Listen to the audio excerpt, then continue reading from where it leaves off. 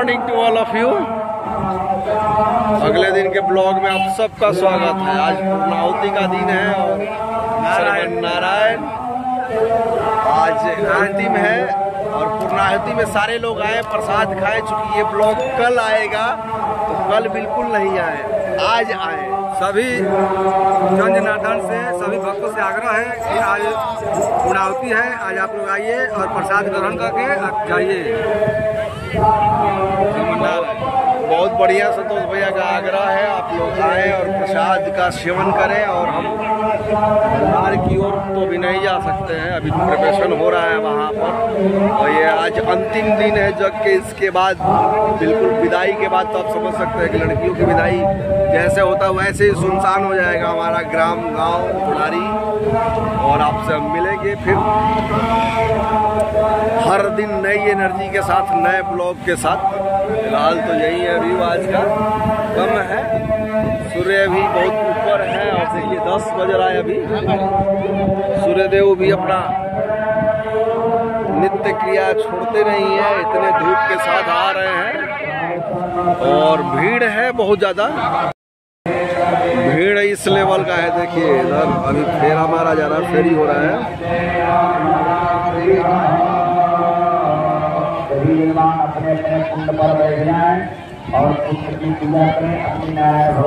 फेरी मारने में आज लास्ट, अच्छा लास्ट ही है ना फेरी का? आज तो लास्ट है फेरी, अब 11 बजे तक खत्म हो जाएगा। 11 बजे तक फेरी चलेगा, 12 बजे तक। उसके बाद जब पूर्णाहुति हो जाएगा फेरी खत्म हो जाएगा, प्रसाद वितरण होगा और प्रसाद 10 बजे से लेके रात के 10 बजे तक चलेगा। तो सभी भक्तगणों से आग्रह होगा कि आप लोग आइए और प्रसाद ग्रहण कीजिए। हम लोग आप लोग की सेवा में हाजिर हैं। संतोष भैया हम लोग आग्रह तो कर रहे हैं जी, लेकिन ये ब्लॉग कल आएगा तो कल तो नहीं आना है ना? नहीं भाई, तो कल मॉर्निंग में आएगा ये ब्लॉग।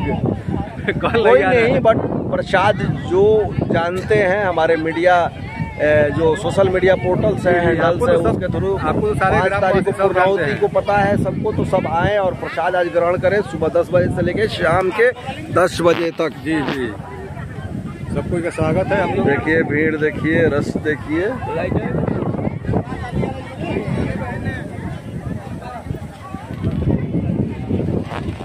काफी लोग चले गए। चूंकि स्वामी जी काली माई का मंदिर के पास गए, उसके बाद एक गांव है वहां गए, उसके बाद फिर आएंगे बुढ़ारी के काली माई मंदिर के पास।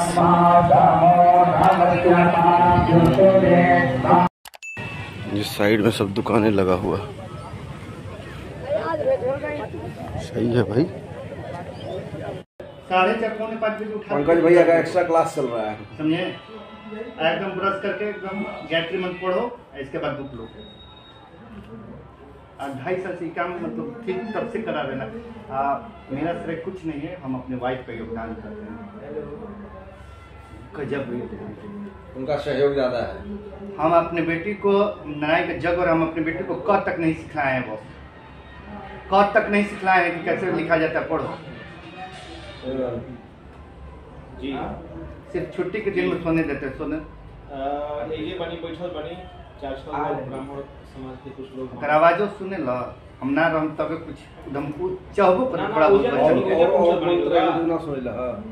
नहीं। अरे अखंड मंत्र है, गायत्री मंत्र से गायत्री मंत्र का अगर साध कर दीजिए तो परमाणु बम नहीं फटेगा। काली माई बनी, अब काली माई सकते जो उनका बहुवाड़ा जाए, फिर गंगा जाए। हाँ तुम लोग वही है, और वो मंत्र में इतनी ताकत है कि अगर आप साध करके परमाणु बम आपके पास उड़ा जाए तो वो नहीं फट सकता। उससे बड़ा मंत्र अखंड विश्व में नहीं, विश्व में नहीं है। मंत्रों की ताकत को हम लोगों ने शुरुआत में समझ में नहीं आते थे, लेकिन धीरे धीरे क्या है कि मंत्र की ताकत का एहसास तब हुआ ज्यादातर जब मैंने अपने आप पर एक प्रयोग किया। दरअसल मैं एक बार निजी तौर पर फिस्टुला से ग्रस्त था, और वो सिंपल काइंड का फिस्टुला था। कुछ कॉम्प्लिकेटेड कॉम्प्लेक्स होते हैं, कुछ कार्बोनिकल होते हैं। तो जो उत्तर भारत के आयुर्वेद के सबसे टॉप डॉक्टर जो BHU में बैठते हैं और HOD थे, डॉक्टर M साहब, मनोरंजन साहब, अगेन पंकज एक्स्ट्रा क्लास चल रहा है। उनको अपने उसी एडवोकेट के आइडेंटिटी से मिलता था दिल्ली हाई कोर्ट से, तो पर्सनली मुझे मतलब उन्हीं से मैं अपना ट्रीटमेंट लेता था। और तभी जो कॉम्प्लिकेशन बना हुआ था 1 महीने 2 महीने 3 महीने 4 महीने बार बार ड्रेसिंग काफ़ी पेनफुल होता है। लेकिन उन्होंने कहा कि तुम्हारा ग्रह खराब है क्या, ऐसा उन्होंने कहा तो हमने यही सेम लाइन माता जी को बोल दिया।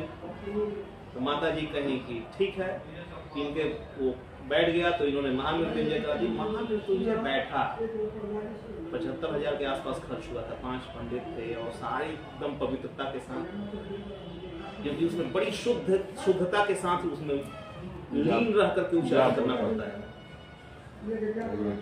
और मतलब 1 महीने के अंदर मेरा सब बीमारी ठीक हो गया। नंबर 1 का डॉक्टर, और मैं बड़ी प्रैक्टिकल आदमी हूँ और मैं मतलब अपने धर्म को या कर्मकांड को शुरू से ही इतना हावी नहीं होने देता था कि बौद्धिकता को पूरा आगोश में ले ले। तर्क पर विश्वास करता हूँ और लेकिन फिर शुरू से ही मैंने देखा धर्म का जो आस्था आधारित धर्म है कि महिलाएं जिनको कुछ नहीं पता है बस भगवान पर आश्रित हो गई, उसका भी फल मैंने देखा।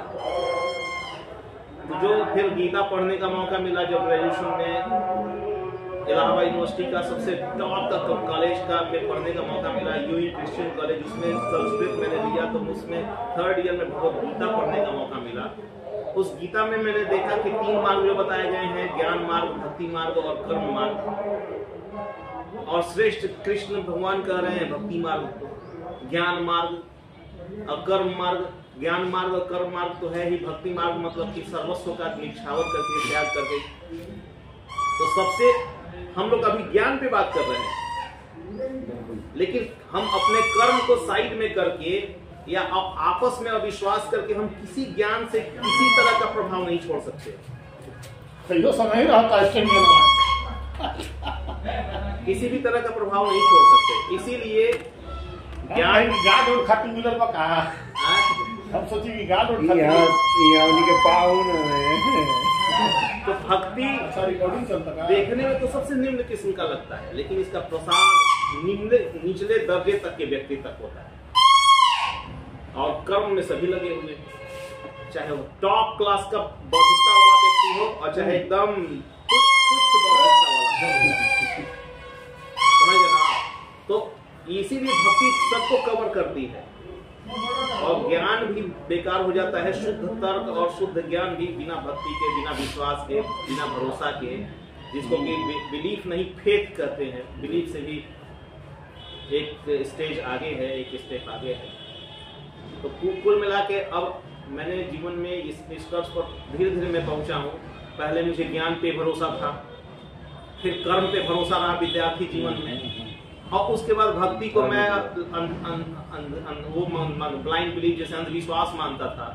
लेकिन फिर मुझे लगा कि नहीं, भक्ति कहीं ना कहीं जब भगवान कृष्ण कह रहे हैं कि तन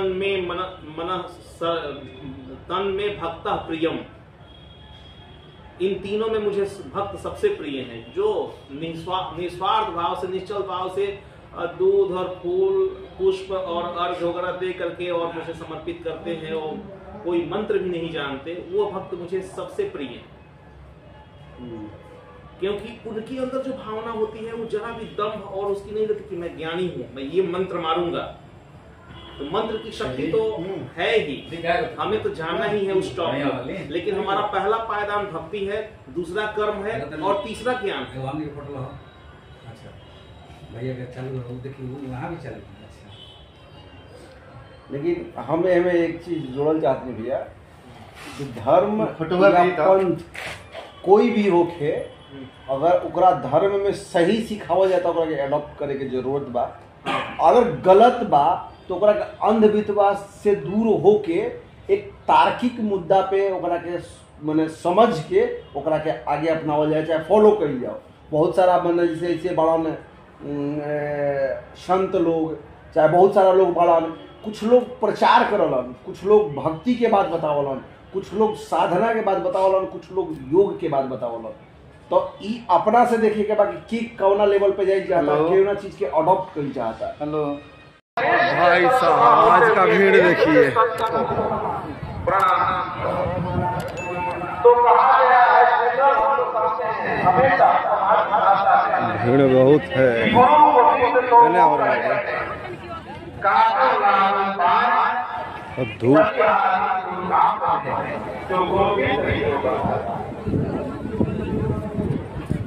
कहने का